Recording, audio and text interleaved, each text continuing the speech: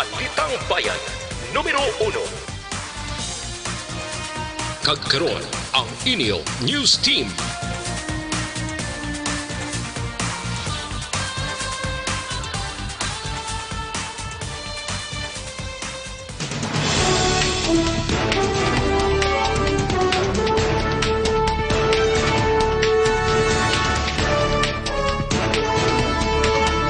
Sa ato nga Panguna nga mga Pangulong dinalan sa mga balita lokal, GSSA sa kapin isa ka gatos ka maragpaydalom sa mass testing sa Bacolod nagpositibo sa COVID-19 sa inisyal nga resulta. Mga benepisyaryo sa ikaduha nga tranche sang SAP sa Bacolod makabato na sang ayuda subong nga adlaw. Sa mga balita nasyonal, Presidente Duterte nagpabili na marindugan nga hindi kinahanglan ang revolutionary government sa iya nga termino. Personnel sang BFP nga nalakip sa Despedida Party sang Anay City Fire Marshal sa Batangas ginapa-relieve sa pwesto. Maayong aga Bacolod, maayong aga Bilogabahin sang Western Visayas. Karon nga adlaw Miyerkules, Setyembre 2, 2020. Ang inyong news team, Aksyon Dorel Cabal. Kag-Action Boy Duran, ang mga balita lokal pagkatapos lamang sir.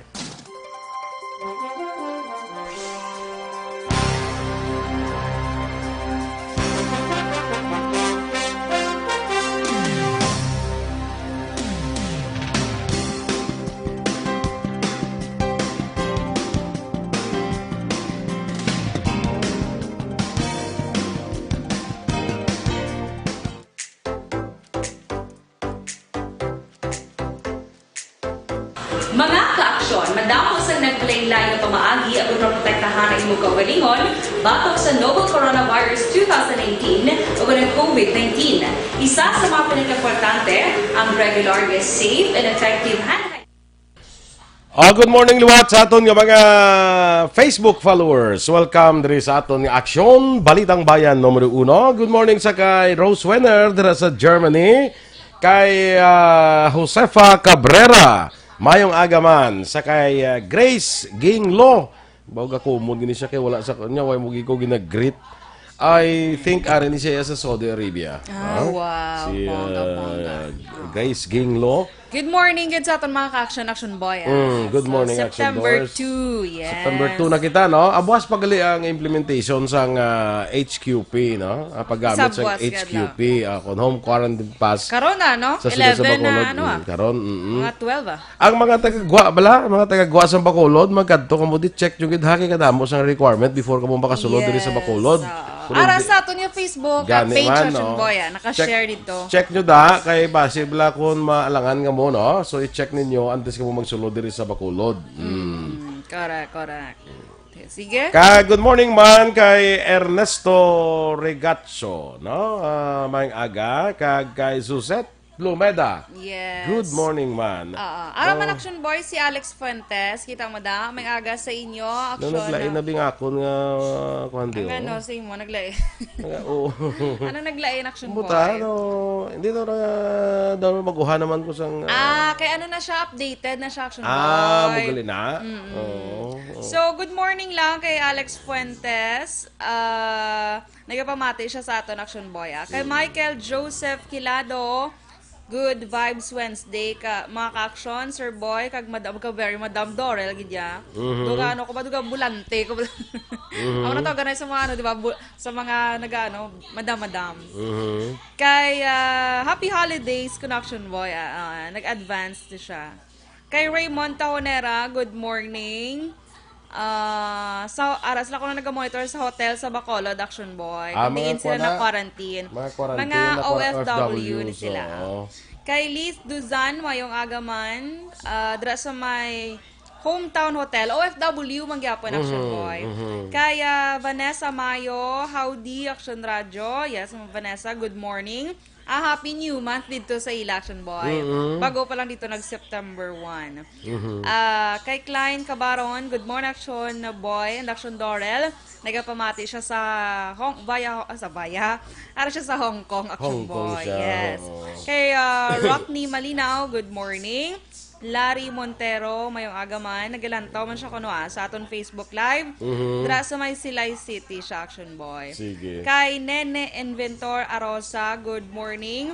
Action na Dorel, Action Boy. Nagapamati naman siya from Barangay 28. Barangay 28. Yes, correct. Sige. Sa mga barangay 2, ang barangay 1, ay isang mga taga barangay 1 dado. Napila ka ba may mga pang lockdown sa especially sige pang lockdown na sa barangay 1? Good morning, nanda sa Barangay 1, Good morning lang, no? Sige lang bala mo gin-action boy. Amo gina kay ti basta kuan ina precautionary measures na. Muna nga may gina lockdown. May ginapapuli sila balay. Correct. Kalain. Kaya kung mag-lockdown gani, hindi ka muna pwede ang ano gani panagna? Mag-evacuate. Palagyo. Evacuate, gidya. Ay, by the way, action doors sa happy birthday gali kay Ernesto Monibit Jr. No? Yes, Utod happy, siya ni happy Rose birthday. Renner. Utod na siya. Kay si Shasha Desendario, happy birthday. Dira sa Barangay Caridad, no? Mga taga Barangay Caridad. Na happy birthday sa inyo. Kag-happy birthday man sa kon mangod, Action Boy. Birthday asubong si Dominador Junior ni saya. Si Puyen? Hindi. Sino? Before kay Puyen. Happy birthday! Happy birthday! Stand by sa mga balita lokal.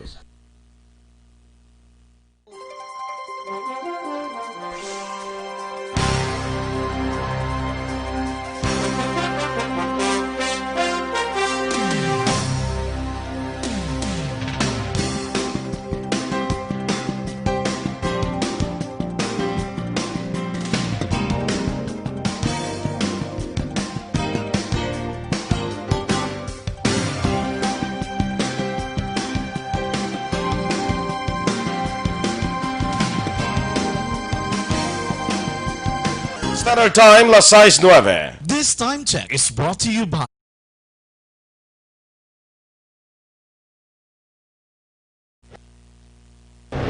Aksyon! Balitang Bayan, numero 1.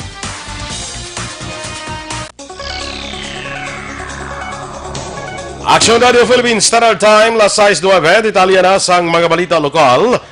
Ginpahayag ni Bacolod Vice Mayor El Cid Familiaran nga may kapin 16 ka mga persona nga nagpositibo sa COVID-19 sa duha ka adlaw nga mass testing sa Bacolod sa naligid nga semana.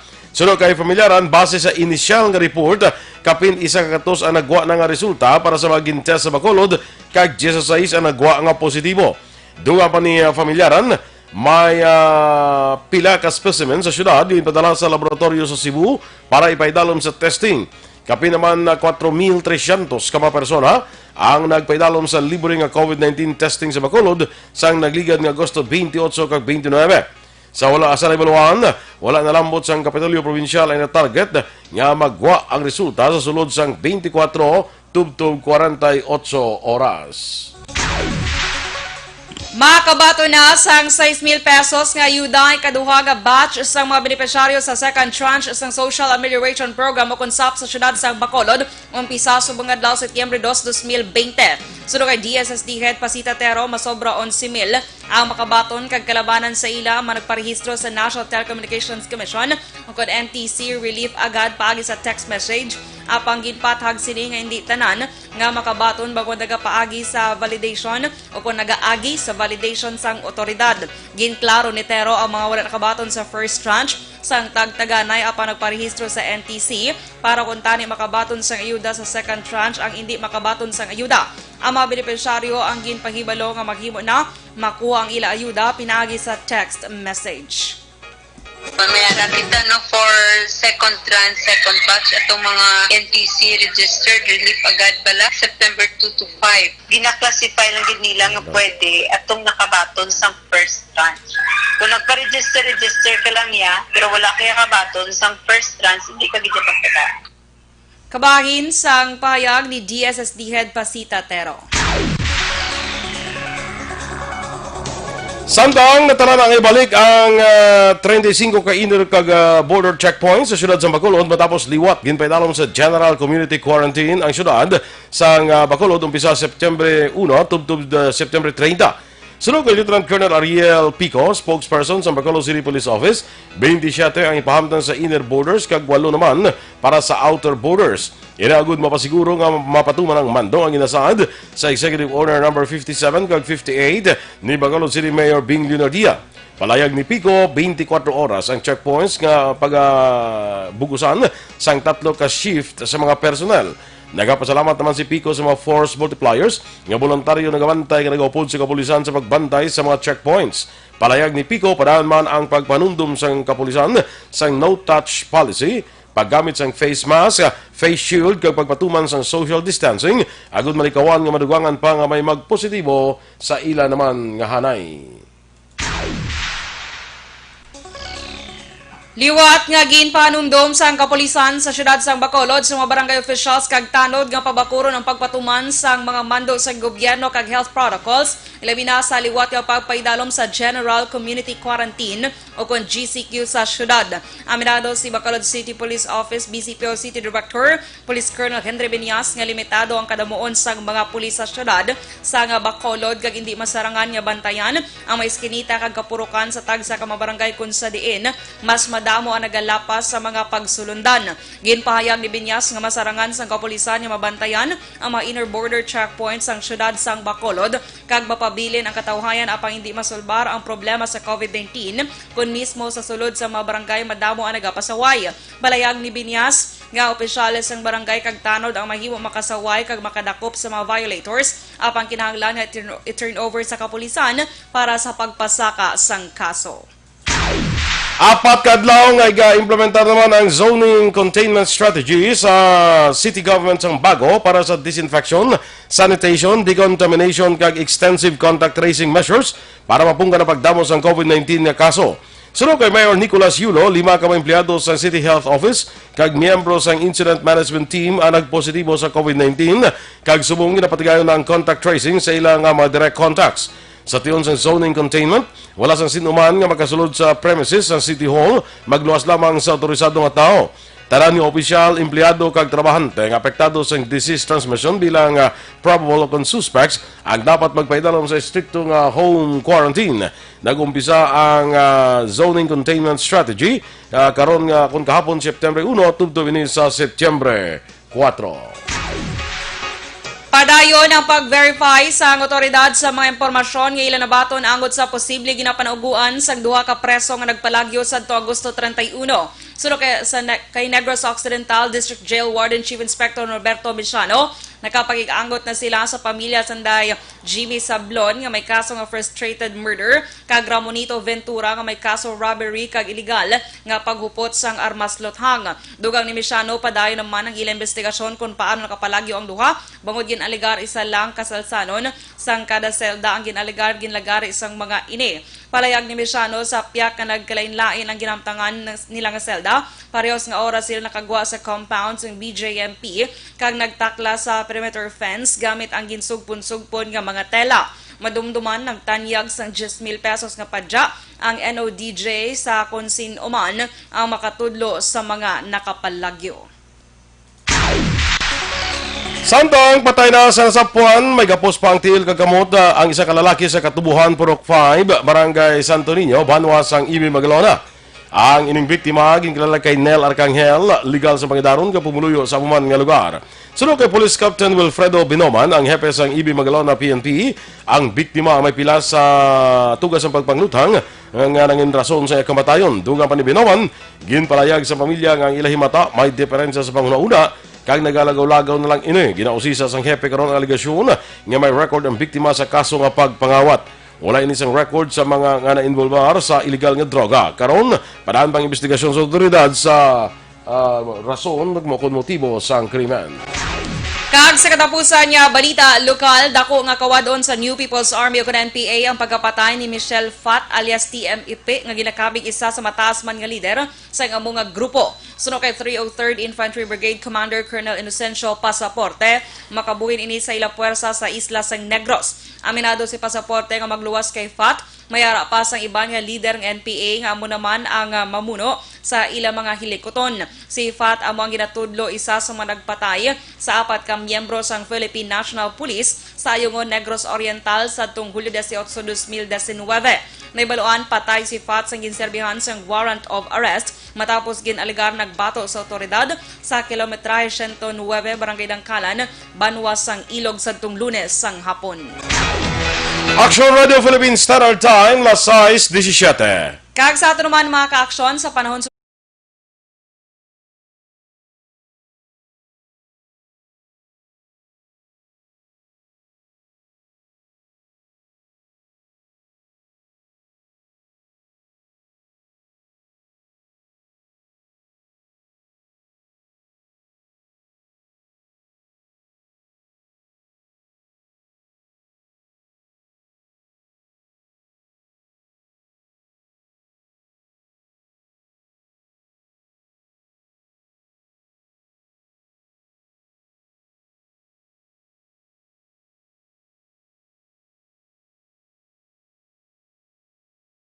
Sa ato naman dira nga paglikaw bala sa mga respiratory diseases ang Dr.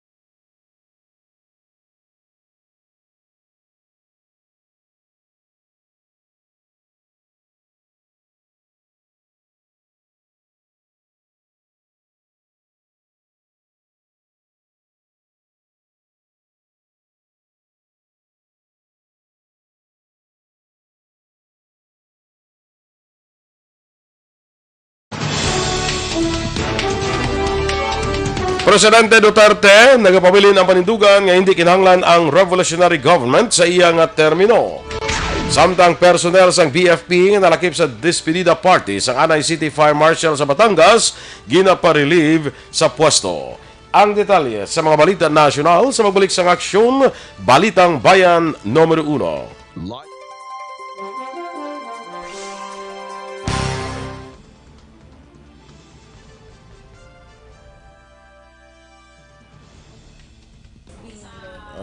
Sige. Good morning liwat sa aton nga mga Facebook followers. Sakay Lorena Magsico Sunobar. Good morning from United Kingdom. Good morning. Good morning. Sa United Kingdom, Action Boy. Sa mga taga United Kingdom na mga agasin nyo. Yes, may mga galang. Kay Ann Patricio, good morning Action Doral, Action Boy. I'm watching live from La Castellana. Hello sa family Patricio kag Demerin. Yes, Banwa sa La Castellana, Action Boy. Banwa sa La Castellana. Good morning sa inyo. Tata Vivek Tamorden, good morning Action Boy. Doan Doral, gapamatil ako diri sa EDSA Ayala, Makati City. Thank you so much. Yeah, keep safe with Action Boy. Correct. Leonisa Elbanbuena sa Barangay 35. Good morning dira, no? Cory Vidaha, good morning sa imo, Cory. Sa Kuwait. Maria Luz Grijaldo Makunat.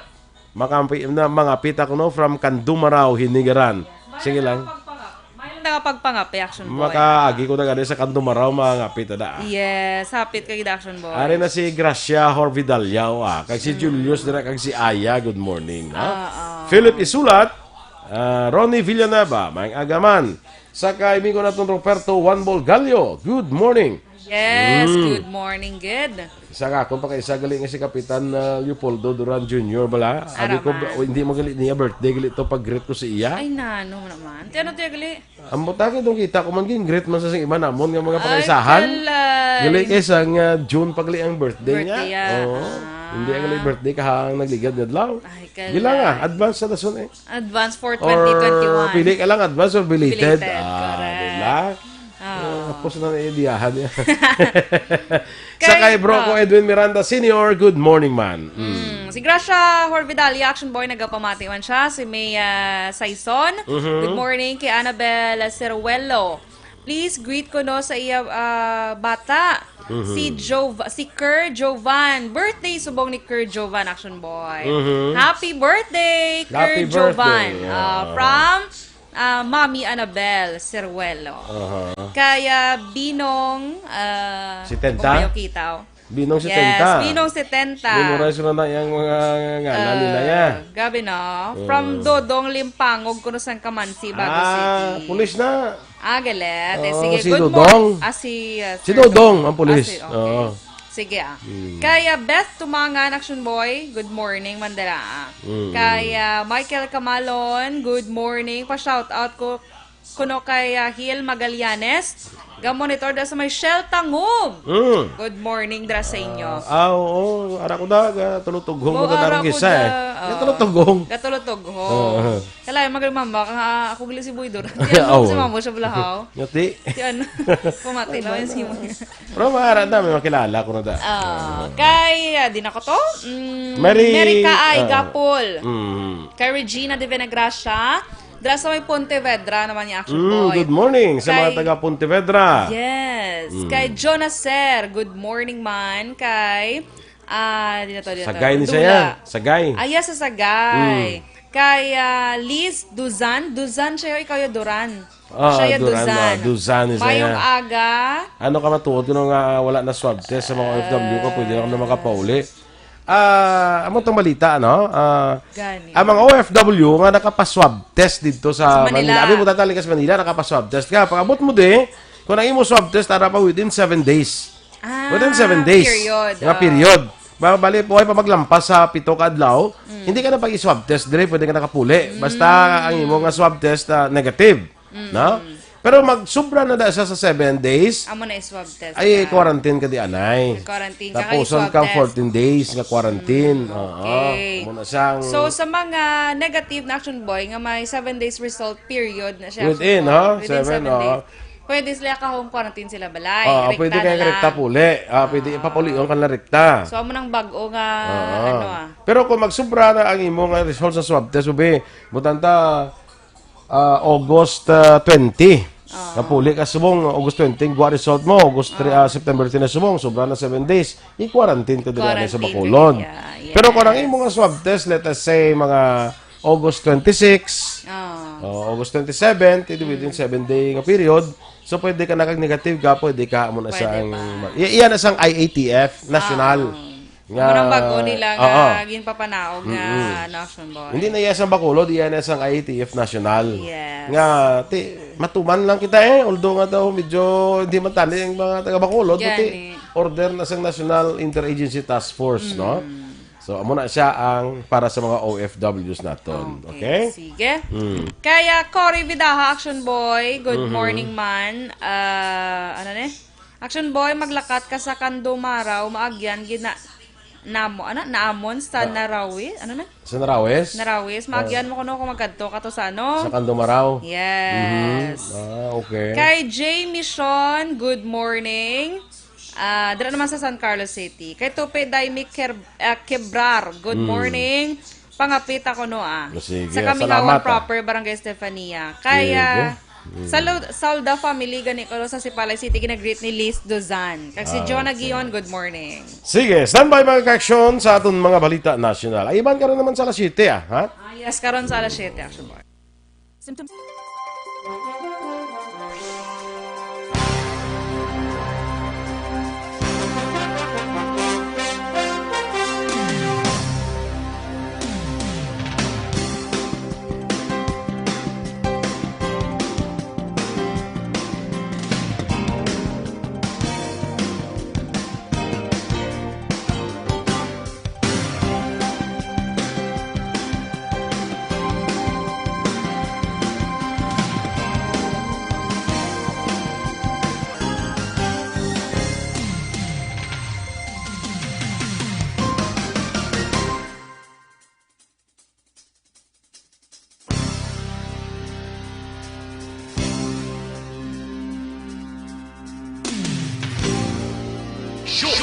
Balitang Bayan numero 1.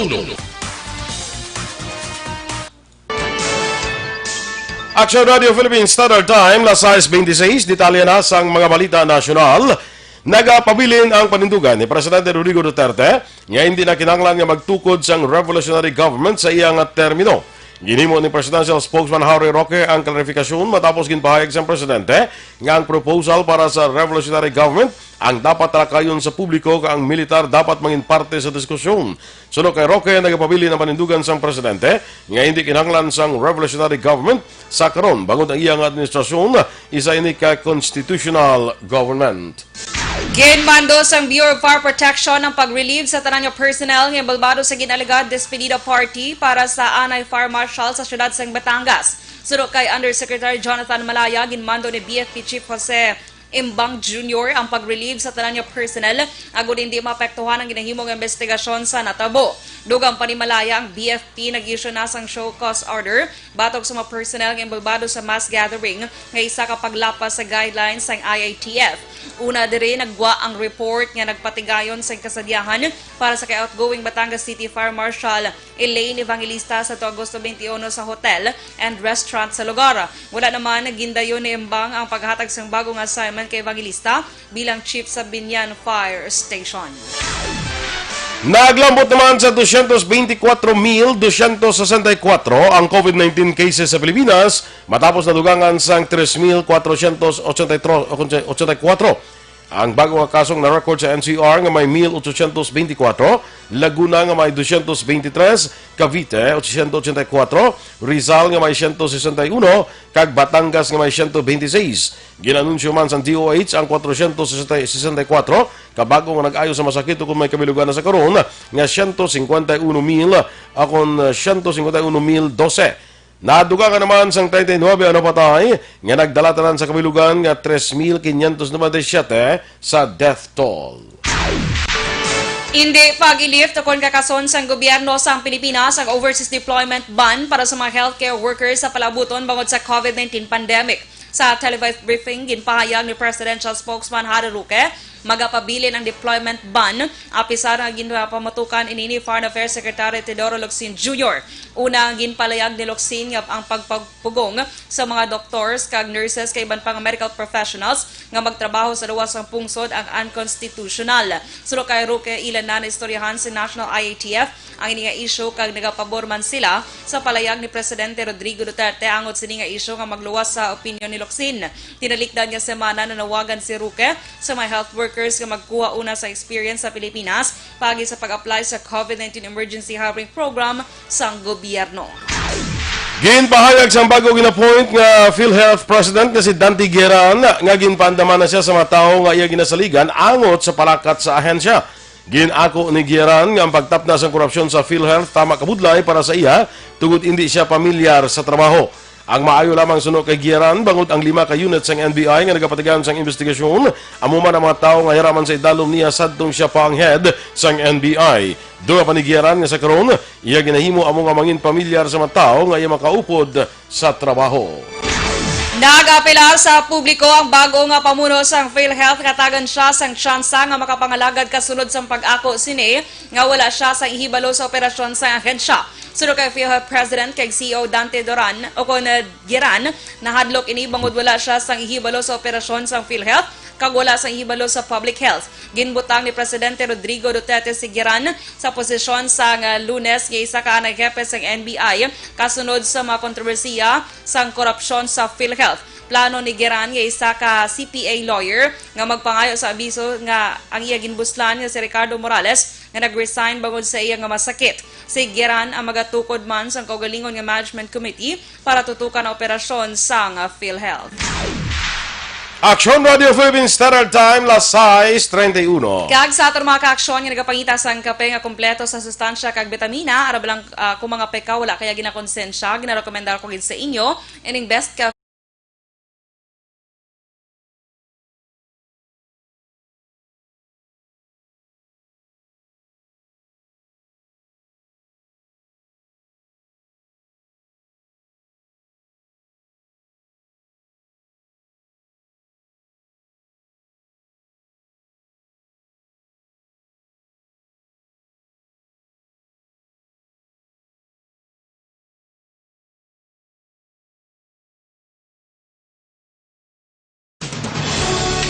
Inyong mamatiyan na atong mga balita diri sa Aksyon Balitang Bayan numero 1. Standby na sa Action Report, second portion. Upod ka Aksyon, Fred Salanga. Balikay kita sa Action Balita Morning Edition. Upod gyapon sa inyong news team. Aksyon Dorel Cabat. Kag-Action Boy Duran. Una sa balita, una sa aksyon. Sa Bacolod Aksyon Radio.